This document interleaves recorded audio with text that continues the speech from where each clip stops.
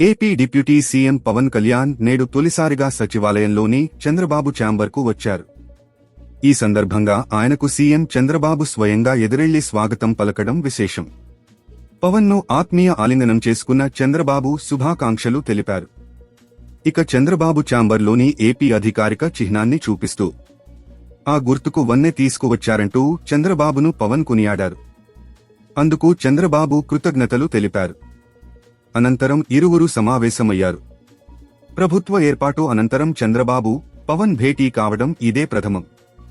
కాగా పవన్ కళ్యాణ్ ఛాంబర్కు వచ్చిన సందర్భంగా ఆయనను పలువురు అధికారులు కలిశారు. పవన్ తనకు కేటాయించిన పంచాయతీరాజ్ శాఖ వ్యవహారాలపై ఆరా తీశారు. పవన్తో సచివాలయానికి వచ్చిన వారిలో మంత్రులు నాదెండ్ల మనోహర్, కందుల దుర్గేష్ కూడా ఉన్నారు.